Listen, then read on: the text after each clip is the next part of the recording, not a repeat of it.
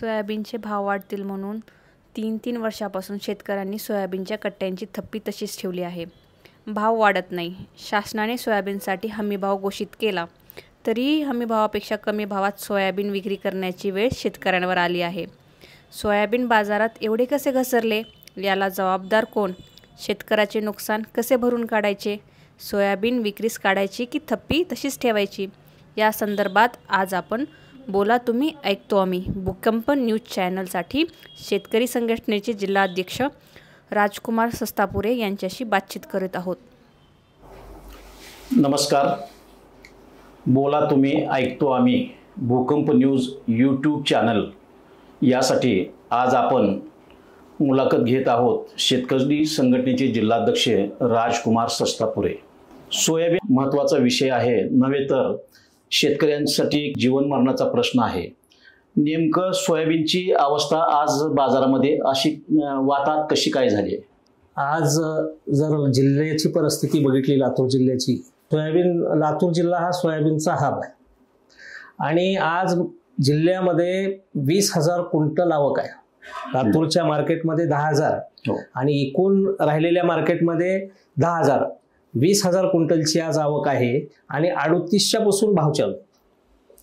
केंद्र सरकारनं 4600 रुपये हमी भाव जाहीर केलाय आणि आज मार्केटमध्ये 3800 रुपये खरेदी, 3800 रुपयेपासून खरेदी चालू आहे. म्हणजे 800 रुपये एका क्विंटलला हमी भावात फटका आहे. आता मुळामध्ये महाराष्ट्र शासनाचा एक कृषी मूल्य आयोग आहे आणि त्याचं काम काय तर ते सोयाबीनचा उत्पादन खर्च काढण्याचं काम आणि त्याची शिफारस केंद्राच्या कृषी मूल्य आयोगाला द्यायचं. मग 4 विद्यापीठ महाराष्ट्रातल्या 4ही विद्यापीठांनी आणि कृषी मूल्य आयोगाच्या अध्यक्षाच्या आणि त्यांच्या सगळ्या टीमनी सोयाबीनचा उत्पादन खर्च काढलाय 6,945 रुपये आणि केंद्राकडे जेव्हा शिफारस केली, कृषी मूल्य आयोगाने शिफारस केलं, देशभरातल्या सगळ्या राज्याची शिफारस आल्यानंतर सरासरी भाव काढला जातो तिथं आणि केंद्र सरकारनं 4600 रुपये भाव जाहीर केला. म्हणजे मला काय म्हणायचे की ही काही आकडेवारी शेतकऱ्यांनी काढलेली नाही. हे राज्य सरकारला मान्य आहे की आमच्या महाराष्ट्रामध्ये आमच्या राज्याचा सोयाबीनचा उत्पादन खर्च हा 6,945 रुपये म्हणजे 7,000 रुपये येतो आणि ज्या वेळेस हमी भाव केंद्र सरकार 4600 देत आहे आणि मार्केटमध्ये 4,000च्या मध्ये भाव येतो, त्यावेळेस राज्य सरकारची भूमिका काय असावी? एका बाजूला 4600 आणि 7,000 म्हणजे 1600-1700 रुपये केंद्र सरकारने कमी दिलेत आणि त्याच्यामध्ये हमी भावामध्ये 800 रुपये कमी आलेत. म्हणजे आजच्या भावानुसार जर बघितलं तर आज 3800 रुपये सरासरी 4,000 बी भाव धरला आपण तर 3,000 रुपये एका क्विंटलला शेतकऱ्याला फटका आहे उत्पादन खर्चामध्ये. एका क्विंटलला 3 कसा म्हणजे किमान भाव 3800 रुपये. 3800 रुपये आपण 4,000 सरासरी धरला आणि उत्पादन खर्च राज्य सरकार सांगतंय 7,000 रुपये. म्हणजे एका क्विंटलला 3,000 रुपये बरोबर फटका आहे. मग महाराष्ट्रामध्ये 50 लाख हेक्टरवर पेरणी आणि 50 लाख हेक्टर आपल्या महाराष्ट्राची सरासरी हेक्टरचं उत्पादन आहे 14 क्विंटल. अच्छा, 14 क्विंटल हेक्टरीचा हिशोब केला आणि 51 लाख हेक्टर म्हणजे 50 लाख हेक्टरचा हिशोब केला आणि त्याला जर 3,000 जर गुणलं तर हा आकडा किती हजार कोटीत जाईल? म्हणजे केंद्र सरकार महाराष्ट्रातल्या शेतकऱ्यांना हजारो कोटीला बुडवीत आहे. असं असताना आमचं म्हणणं असं आहे की मग राज्य सरकारनेही पैसे द्यावेत का नाहीत? राज्य सरकारने फरकाचे पैसे द्यावेत. ही शेतकऱ्याच्या नावानं जे काही आज संघटना चालवणारे लोक आहेत, शेतकरी संघटनेचे नेते, हे आज ही बोलताना दिसत नाहीत. ही काय म्हणाले? आता रविकांत तुपकर नावाच्या एका शेतकरी नेत्यानं मुंबईला मोर्चा नेला, बुलढाण्याला मोर्चा काढला की आम्हाला सरकारने 9,000 रुपये हमी भाव द्यावा किंवा 9,000 रुपये आम्हाला सोयाबीनला भाव द्यावा. ह्याच्यानं काही मिळणार आहे का? सरकारला फरकाचे पैसे मागणं ही शेतकऱ्याच्या नेत्याचं पहिलं काम आहे. ही लढाई ह्या दिशेने नेली पाहिजे. जसं FRP ऊसाची FRPच्या पुढे भाव मागायचा नाही असं काही शेतकरी नेत्यानं ठरवलंय, तसं ही पण हमी भावाच्या खाली आलंय.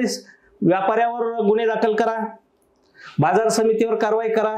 ह्याच्यात बाजार समितीचा दोष नाही आणि व्यापाऱ्याचा तर अजिबात नाही. आज सोयाबीनला भाव कमी आलाय, आज व्यापारी खरेदी करायला पुढे येत नाहीत कारण ती कारवाईला भेट आहेत. घाटा करून ते काही खरेदी करायला येणार नाहीत कारण आज 7,000 रुपये तुरीला भाव हमी भाव आहे आणि बाजारामध्ये 10,000 रुपये. कोण द्यायला पैसे? व्यापारीच द्यायला ना. म्हणजे व्यापाऱ्याला जर परवडत असेल तर व्यापारी हमी भावापेक्षा म्हणजे हमी भावानं खरेदी करायचा प्रश्नच नाही. ते हमी भावाच्या पुढे जाऊन खरेदी केलेलं आपण बघितलंय. सोयाबीनला 11,000 रुपये भाव ह्याच व्यापाऱ्यांनी दिलं ना. म्हणजे व्यापारी शेतकऱ्याचा दुश्मन नाही, दुश्मन आहे तो सरकार आहे. मग याला कोण जबाबदार आहे? आता हमी भावापेक्षा कमी भावाने घ्यावं लागत आहे. जी बाजारामध्ये सोयाबीनच्या संदर्भात किंवा शेतमालाच्या संदर्भात ही जी स्थिती निर्माण झाली आहे, याला कोण जबाबदार आहे? आणि तुम्ही जी शेतकरी संघटनेचे किंवा वेगवेगळ्या राजकीय पक्षाचे नेते आहात, तुम्ही काय करतात? हो, मी तेच म्हणालो की महाराष्ट्रामध्ये असा एकही शेतकरी नेता आता ह्या परिस्थितीमध्ये राहिला नाही. जे आज राजू शेट्टी सारखा खासदार झालेला माणूस पण त्याची देशव्यापी त्याचा दबदबा तयार झाला नाही. आणि आज कंडिशनला पाशा पटेल कृषी मूल्य आयोगाचे, राज्य कृषी मूल्य आयोगाचे अध्यक्ष आणि केंद्राच्या कृषी मूल्य आयोगाचे सदस्य आणि नुसते एक पाशा पटेल नाही तर गुणवंत पाटील हंगरगेकर नांदेडचे, ते पण शेतकरी संघटनेचे नेते, ते पण केंद्रीय कृषी मूल्य आयोगाचे सदस्य आहेत. आणि हरियाणामधून जे शरद जोशी बरोबर काम करणारा एक कार्यकर्ता नेता, शेतकरी नेता होता गुणी प्रकाश ठाकूर, तो सुद्धा कृषी मूल्य आयोगाचा सदस्य आहे. मग 3 शेतकरी संघटनेचे बिल्लेवाले, राज्याच्या कृषी मूल्य आयोगाचा अध्यक्ष, शेतकरी संघटनेचा बिल्लाधारक असलेला पाशा पटेल नावाचा नेता आज तिथं आहे. आणि 3 शरद जोशीच्या मुशीतून तयार झालेले 3 मोठे शेतकरी नेते नावारूपाला आलेले हे दिल्लीच्या कृषी मूल्य आयोगात आहेत. मग त्याने तर भाव तर घोषित केला नाही. त्याने हमी भाव करत असताना हे महाराष्ट्रातले 2 नेते, महाराष्ट्रातल्या 2 नेत्याला एवढं कळायला पाहिजे, तिथं एवढा आवाज उठवायला पाहिजे त्यांनी की आमच्या महाराष्ट्राचा सोयाबीनचा उत्पादन खर्च हा 7,000 आहे आणि तुम्ही जे भाव दिलाय ते 46 आहे, हा आम्हाला परवडणारा नाही असा अहवाल देणं किंवा तिथं आवाज उठवायचं काम त्यांनी केलं नाही. मी खरं तर एक शेतकरी कार्यकर्ता म्हणून ह्या तिघांचाही निषेध व्यक्त करतो. का तर निष्क्रिय आहेत का ते? निष्क्रिय आहेत. त्याने जर सक्रिय राहिले असते तर आमचं उत्पादन, आमचं राज्य सरकारची शिफारस जी आहे त्याप्रमाणे आम्हाला भाव द्या हे म्हणायला पाहिजे होतं. तिथं ते म्हणू शकले नसतील तर आज राज्य शासनाला त्यांनी भांडावं. तुम्ही जाहीर केलेला जो काही शिफारस केला म्हणजे जाहीर केला तुम्ही उत्पादन खर्च एवढा येत आहे ते आम्ही तर 1.5 तुम्ही 1.5 देण्याची भाषा करत होता. पण आम्हाला नुसतं जर त्यांनी आज कंडिशनला ज्यावेळेस भाव पडलाय त्यावेळेस जर त्यांनी शिफारस केलेली रक्कम केंद्र सरकार कितीही देऊ पण तुम्ही मान्य केलंय, तुम्ही एवढी रक्कम, बाकीची रक्कम तुम्ही द्या, ही आज ह्यांनी म्हणायला पाहिजे होतं. नाही, पाशा पटेल सारख्या व्यक्तीने सोयाबीनला भाव योग्य प्रमाणात मिळावा यासाठी रॅली काढली होती, पदयात्रा काढली होती. मग एखाद्या शेतकरी नेत्यानं आणखी काय करायला पाहिजे? ही आंदोलन उभा करायला पाहिजे. आंदोलन हे उभा करायला पाहिजे की फरकाचे पैसे द्या, राज्य सरकारच्या विरोधामध्ये बंड केला पाहिजे. आज तुम्ही बघा सत्तेत असलेले ओबीसी नेते, म्हणजे मी कुठल्या आरक्षणावर बोलणार नाही पण ते आरक्षणासाठी, त्यांच्या जातीसाठी ते पक्ष पुन्हा आणि आरक्षण आधी ते पक्षातून बाहेर पडायला सुद्धा तयार आहेत. तसं तुम्ही आज शेतकऱ्यावर संकट आले, तुम्ही पक्षातून बाहेर पडायची हिंमत करा. बरोबर. तुम्ही हे जर तुम्ही भाव देत नसाल, तुम्ही तुमच्याच ह्याच्यामध्ये रॅलीमध्ये माननीय उपमुख्यमंत्री देवेंद्र फडणवीस आले होते, त्यानेच भाव 6,000 रुपये भावाची मागणी केली होती. मग आज कंडिशनला तुमच्या हाताने 7,000 रुपये जर तिथं उत्पादन खर्च, महाराष्ट्र शासनानं दिलेला उत्पादन खर्च एवढा असेल, ही तुम्हालाही मान्य आहे, तुमच्या उपमुख्यमंत्र्यालाही मान्य आहे, राज्य सरकारला मान्य आहे, तर तुम्ही हा आवाज तिथं उठवा, इथं उठवा. नाही, शेतकरी संघटनेच्या नेत्यांचं हे झालं, मग राजकीय पक्षवाले किंवा सत्ताधारी असतील किंवा विरोधक असतील त्यांचंही काही काम नाही का की शेतमालाला योग्य भाव किंवा जो हमी भाव घोषित झाला आहे तो दिला पाहिजे यासाठी? हो, जबाबदारी तर सगळ्याचीच आहे. लोकप्रतिनिधी म्हणून सगळ्याच आमदारांनी, सगळेच आमदार हे खरं तर मराठवाडा आणि विदर्भातले सगळे आमदार हे आता सोयाबीन पट्ट्यातले आमदार आहेत. म्हणजे कापसाचं प्रमाण विदर्भात कमी झाले आणि सोयाबीनचं प्रमाण वाढले आणि आपल्या मराठवाड्यात तर 100-80% सोयाबीन आहे. त्यामुळं ह्या पट्ट्यातल्या एकही पट्ट्यानं ह्या सोयाबीनच्या भावावर पडलेल्या अवस्थेमध्ये आवाज उठवला नाही. जातीच्या आरक्षणाच्या विषयावर आवाज उठवला किंवा अनेक कुठल्याही विषयावर आलतू फालतू विषयावर आवाज उठवला, पण ज्याच्या मतावर आपण निवडून गेला, उद्या अजून आपल्याला मतं मागायला त्यांच्याकडे जायचे आहे ह्याची भीती त्यांना वाटत नाही. कारण शेतकरी काही करत नाहीत असं जर त्यांना वाटत असेल तर त्यांनी ही चूक करू नये. कारण पडलेला भाव आज 3 वर्षापासून सोयाबीन शेतकऱ्याच्या घरात आहे. व्याजी पैसे काढून व्यवहार चालवायलेत का? तर ह्याच आमच्या कृषी मूल्य आयोगाचे अध्यक्ष पाशा पटेल यांनी सोयाबीन ठेवा म्हणून सांगितलं आणि शेतकऱ्यांनी सोयाबीन ठेवलं. आत्ता भाव पडले त्यावेळेस शेतकऱ्यांना फायदाही झाला त्यांचा, पण आज भाव पडले असताना त्यांनी सांगावं ना, आता जसं त्यावेळेस सांगितलं की सोयाबीन घरात ठेवा विकू नका म्हणून, आज सांगावं त्यांनी की विका तर म्हणून सांगावं, नाही तर अजून ठेवा तर म्हणून सांगावं. ते आज कुठल्याच ह्याच्यावर ते बोलायला तयार नाहीत. त्यांनी बोललं पाहिजे खरं तर. कृषी मूल्य आयोगाचे अध्यक्ष म्हणून मग त्याने उलट आपल्याला संधी मिळायला पाहिजे किंवा आपल्या जिल्ह्यातील किंवा राज्यातील कृषी मालाला योग्य भाव मिळाला पाहिजे. मग हे कमी पडतात असं काय वाटतंय का? हो, मी तेच म्हणालो ना, ह्याने आवाज उठवायला पाहिजे होता, ते आवाज उठवत नाहीत. त्याने दुसऱ्या क्षेत्रामध्ये त्यांचं लक्ष असेल आणि शेतकऱ्याकडे लक्ष आता कमी झालंय असं म्हणायला हरकत नाही. कारण केंद्रामध्ये आज दबाव जर टाकला, आज खरं आंदोलन शेतकरी नेत्याचं करायचं काय, तर शेतकऱ्यांनी हमी भावाच्या भोवताली उत्तर भागातले सगळेच राज्य असलेले जे काही शेतकरी संघटनेचे नेते ते सगळे हमी भावाच्या गोल फिरायले.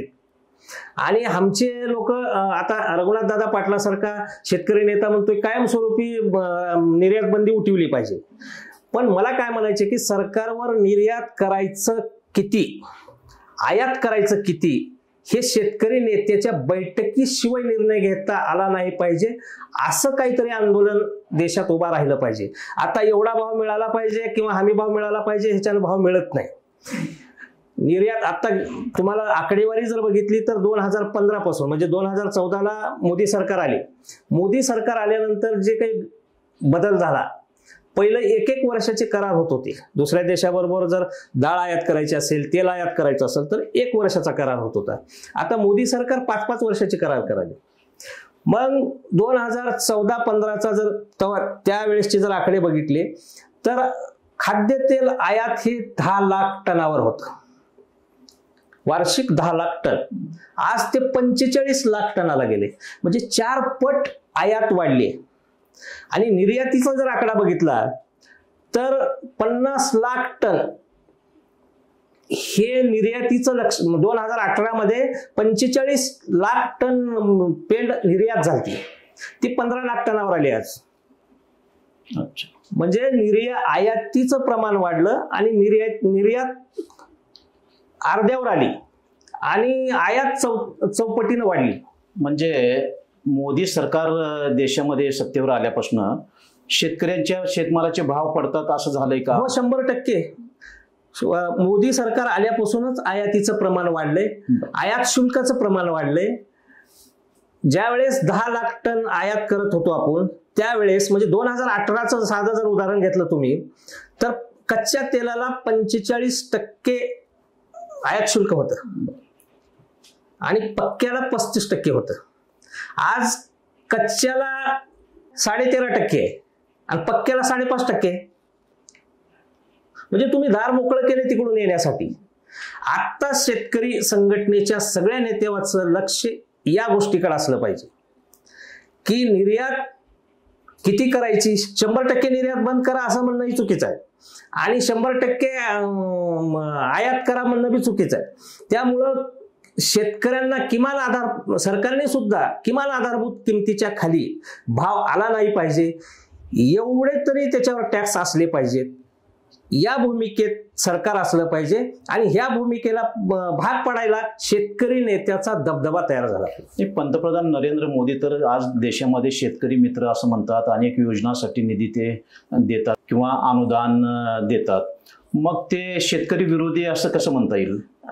खरंच आहे ना. आज शेतकरी विरोधी कसं म्हणायचं नाही.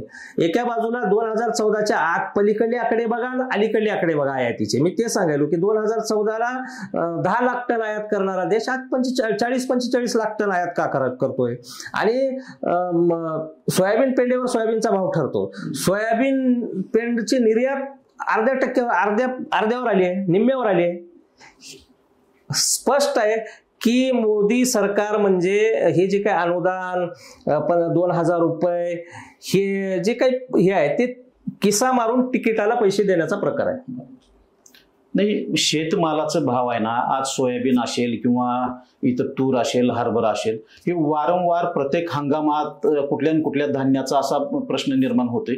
तर एक कायमस्वरूपी तोडगा असा का निघत नाही, सत्ताधारी असो किंवा विरोधी पक्ष असो? अरे तोडगा निघतो. जसं आज आंदोलनाची धग तयार झाली की तोडगा बैठक बसतील, तडजोड होती. तोडगा निघायला शेतकरी नेत्या, आज मी ते सांगायलो की एकही असा शेतकरी नेता नाही जे देशाला हलवू शकतो. शरद जोशीच्या काळामध्ये कापसाच्या गाठी निर्यातीच्या बाबतीत आंदोलन होत होतं. आज ते होताना दिसत नाही. आज कांदा निर्यातीच्या बाबतीत आंदोलन होत होतं, त्याच्यावर टॅक्स लावण्याच्या बाबतीत आंदोलन होत होतं. तसं आज सोयाबीनचा भाव 5,000च्या खाली आलाय, 4,000च्या खाली आलाय. सोयाबीन पेंडच्या निर्यातीबाबतचं आंदोलन का होत नाही?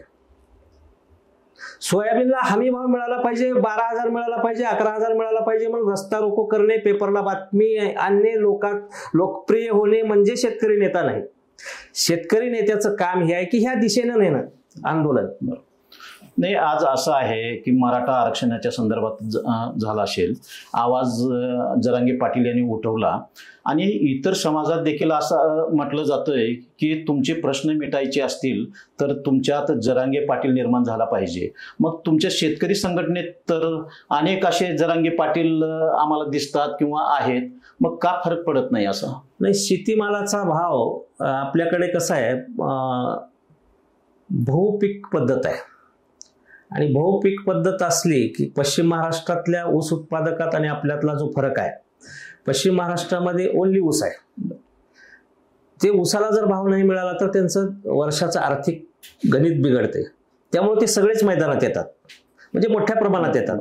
पण आपल्याकडे कसं असतं की आपल्याकडे सोयाबीनवाला शेतकरी, सोयाबीनचं आंदोलन असेल, सोयाबीन बी पिकवतो, तूर बी पिकवतो, हरभरा बी पिकवतो, ऊस बी पिकवतो. त्याचा थोडाफार परिणाम आहे आपल्यावर. आणि दुसरी बाब अशी की आतापर्यंत जे काही शरद जोशीच्या नंतर जे काही विश्वासार्हता टिकवायला पाहिजे होती, ते विश्वासार्हता शेतकऱ्यातून कमी झालेली दिसते. म्हणजे शरद जोशी यांचा वैचारिक वारसदार या राज्यात निर्माण झाला नाही किंवा देशात निर्माण झाला नाही असं म्हणता येईल? असंच म्हणता येईल. कारण त्यांचं जे आंदोलनाचं तंत्र आज कुण्याबी नेत्याला वापरता येत नाही.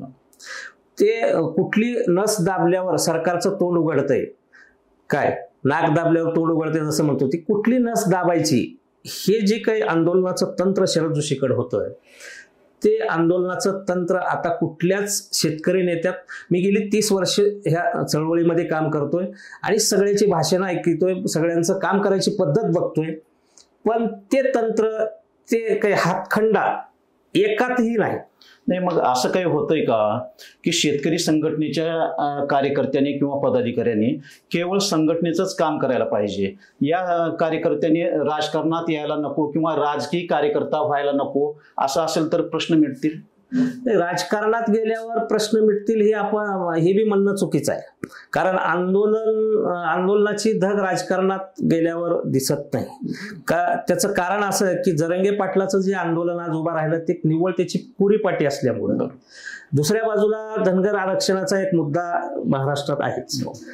त्याचं नेतृत्व गोपीचंद पडळकर करतात, पण त्यांची पाटीकुरी नाही. आणि पाटीकुरी नसल्याचा तोटा त्या समाजाला होतो.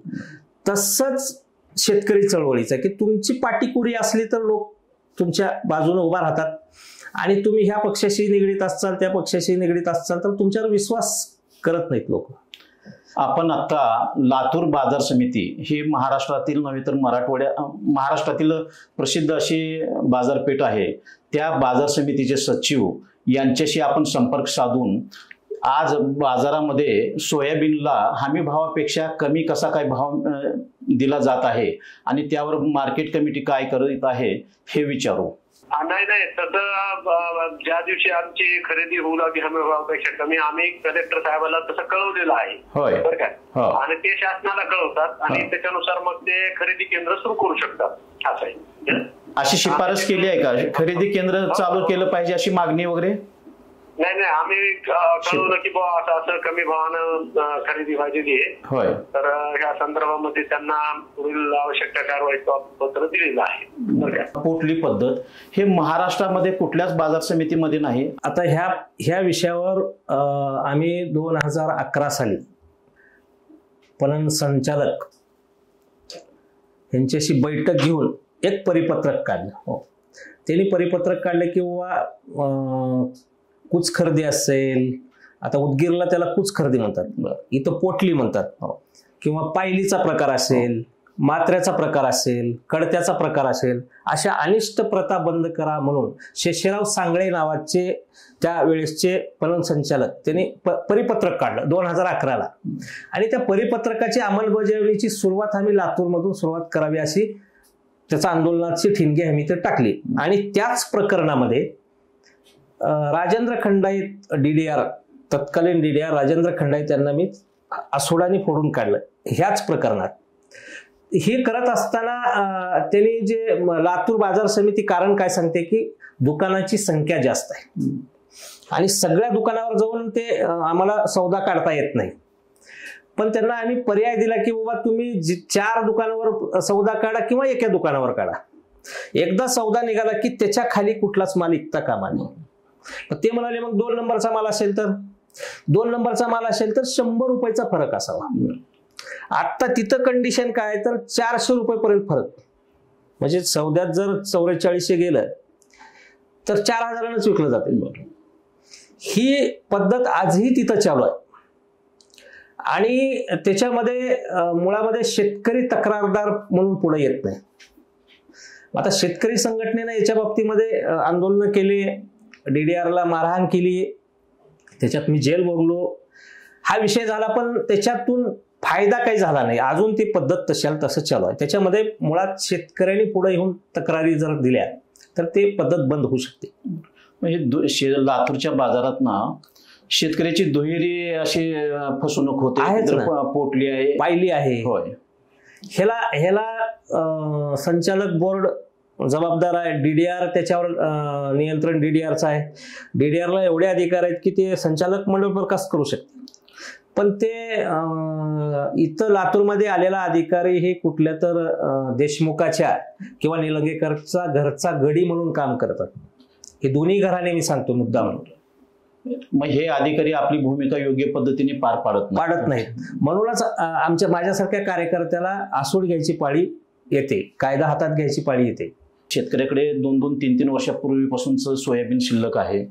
मग तुम्ही काय आवाहन करणार? सोयाबीन ठेवून उपयोग नाही, कारण येणाऱ्या काळामध्ये वाढेल का नाही याची शक्यता नाही. व्याज तर तुम्हाला आज बाजार समितीकडून उचल घेतली असेल किंवा तारण म्हणून ठेवला असेल किंवा घरात ज्याने ठेवलंय त्याने पैसे नक्कीच पैसे काढून आपला व्यवहार करत आहेत. व्याज अंगावर येणार आहे. त्यामुळं आपल्या सवडीप्रमाणे ते विक्रीला आणावं आणि फरकाचे पैसे मागण्यासाठी रस्त्यावर उतरावं. नुसता उत्पादन खर्च जरी आज कंडिशनला आम्हाला दिलं काय तरी शेतकऱ्यांना 4 पैसे मिळतील. आता हरभऱ्यासाठी भावांतर योजना आहे, तशा पद्धतीनं सोयाबीनसाठी भावांतर योजना लागू करता येईल. हे लागू करण्यासाठी तुम्ही प्रशासनावर किंवा सरकारवर रस्त्यावर उतरून सरकारच्या विरोधामध्ये आम्ही आता मागणी करणार आहोत की बाबा फरकाचे पैसे द्या. त्यावेळेस आम्हीच मागणी केली होती. उत्तम म्हणजे ह्याच्या मध्य प्रदेशमध्ये भावांतर योजना पहिल्यांदा लागू झाली. त्याच्यानंतर महाराष्ट्र सरकारला ते योजना लागू करायला आम्ही भाग पाडलं. या बी वेळेस आम्ही ते लागू करायला भाग पाडू, पण लढाई नुसती 4600 पुरत्याची लढून भागणार नाही, तर 7000ची लढाई लढली पाहिजे. म्हणजे सरकारनं जो काही मान्य केलेला भाव आहे तो भाव मागायचा सरकार, राज्य सरकार. नाही, आता बाजार समिती सचिवांनी सांगितलं की हमी भावापेक्षा कमी भावानं सोयाबीन खरेदी केलं जात आहे आणि आम्ही अहवाल पाठवला आहे. खरेदी केंद्र चालू करण्यासंदर्भात मागणी केलेली आहे. तर यासाठी आपण दबाव आणणार, यासाठी खरेदी केंद्र आल्यानं शेतकरी खरेदी केंद्रावर जात नाही. खरेदी केंद्रावर वेळेवर पैसे मिळत नाहीत. सरकार वेळेवर काटा करत नाही, वेळेवर पैसे देत नाही आणि 10% वर माल खरेदी करत नाही. एकूण कुठलाही माल सरकार 10% वर त्याच्याकडे कॅपॅसिटी नाही सरकारकडे आज माल खरेदी करून ठेवायची. त्यामुळं सरकारनं सरळ सरळ या भानगडीत न पडता फरकाचे पैसे द्यावं. बाजारामध्ये ना सोयाबीनची अशी जर अवस्था होत असेल गेली 3 वर्षापासून, मग आपण पीक पॅटर्न का बदलत नाही? सोयाबीनच्या ऐवजी मग दुसरं पीक आज कंडिशनला आपल्याला दुसरा पर्याय नाही. ह्याच्यामध्ये खरं तर आपण सरळ वाण वापरतो. जगभरामध्ये जीएम बियाणं वापरलं जाते. त्याची काय असतं? जीएम म्हणजे जनुकीय बियाणं वापरलं जाते आणि सोयाबीनच्या जनुकीय बियाण्याचा तिथला जर हेक्टरी ॲव्हरेज काढलं तर 40 क्विंटल आहे. ते बियाणं सरकार भारतामध्ये भारत सरकार त्याला परवानगी देत नाही आणि जे काही पेंड आज आयात करते सरकार ती सगळी जीएम बियाण्याची करते. म्हणजे तुम्हाला पेंड चालते, तुम्ही बाहेर गेल्यानंतर त्या तेलाचे तुम्ही पदार्थ खाऊ शकता तिथं जाऊन, आणि इथं म्हणता की ते तेल शरीराला अपायकारक आहे.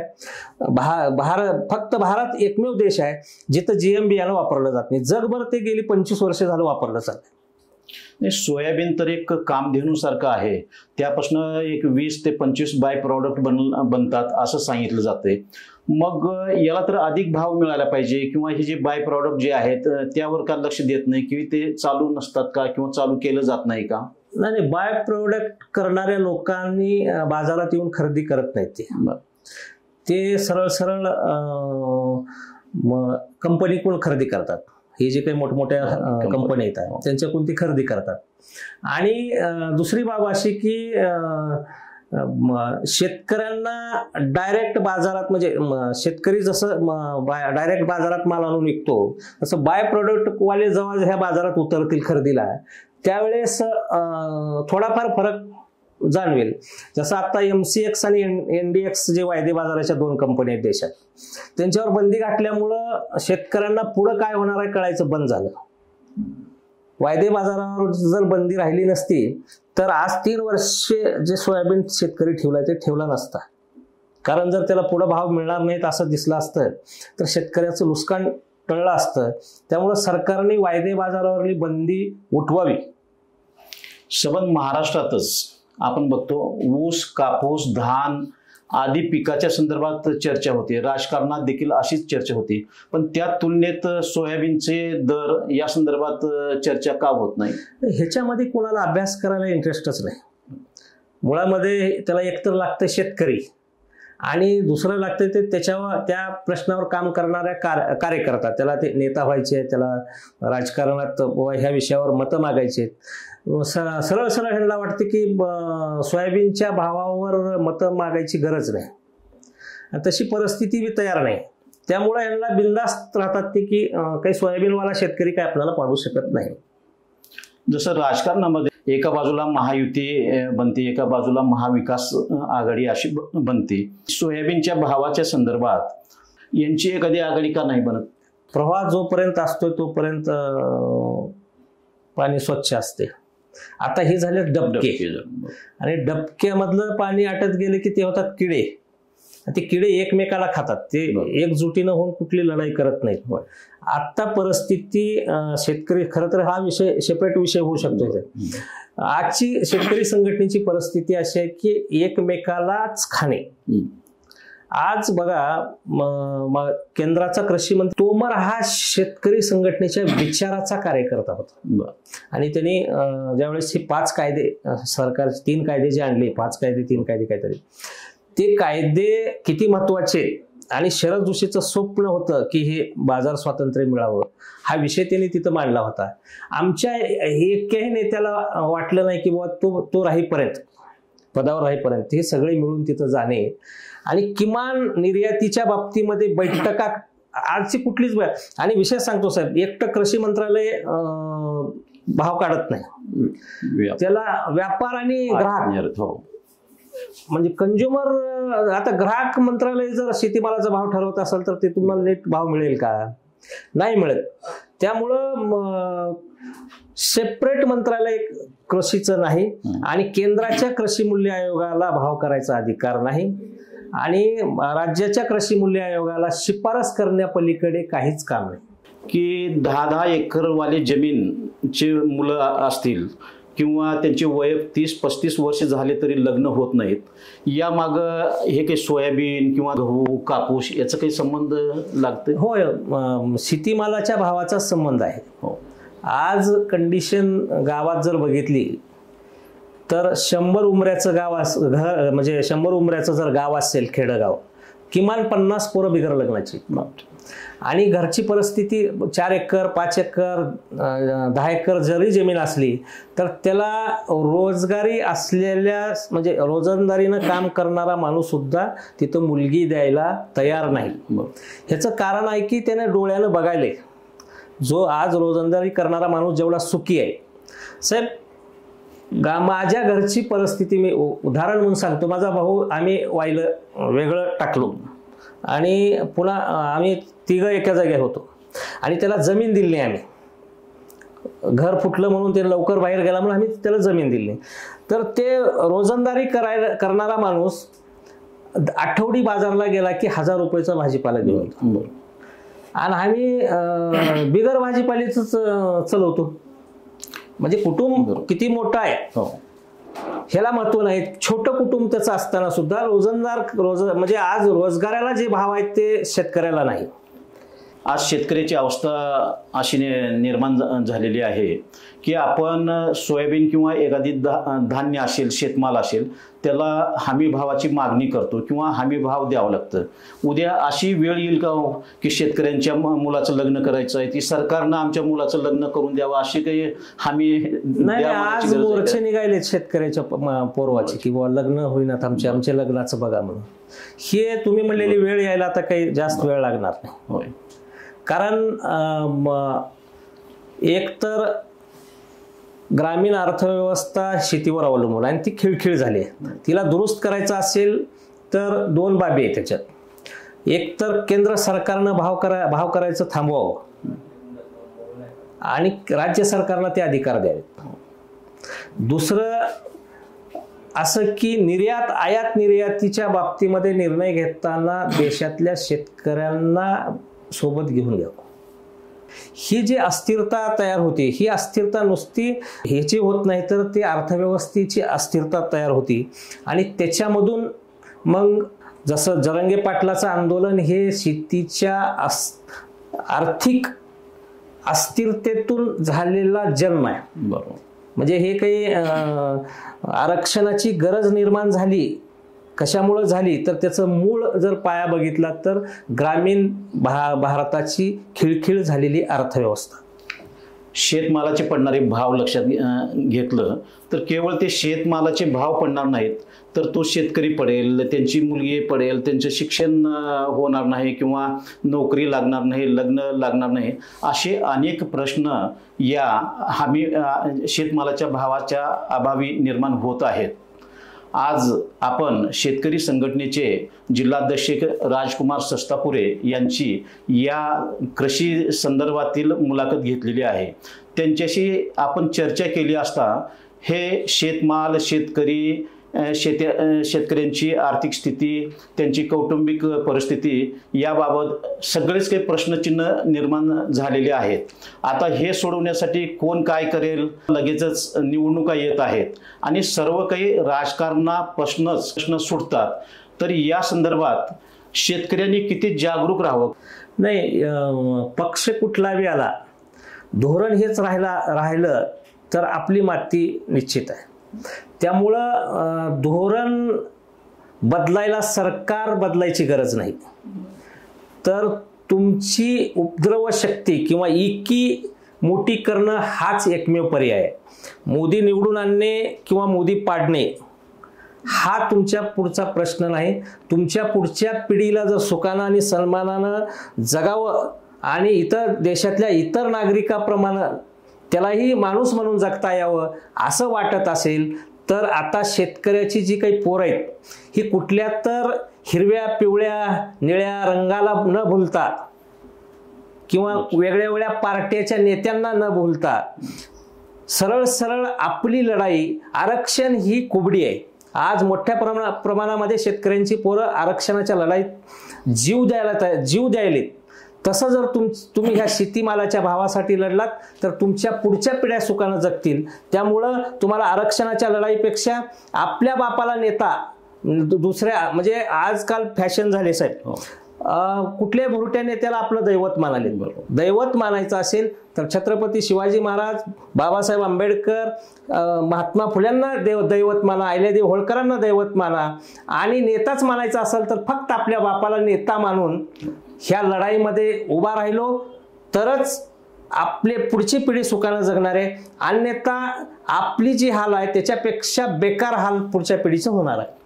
आपण आज आमचे बोला तुम्ही ऐकतो आम्ही भूकंप न्यूज या यूट्यूब चॅनेलच्या स्टुडिओला भेट दिली. आपण शेतकऱ्यांच्या व्यथा मांडल्या.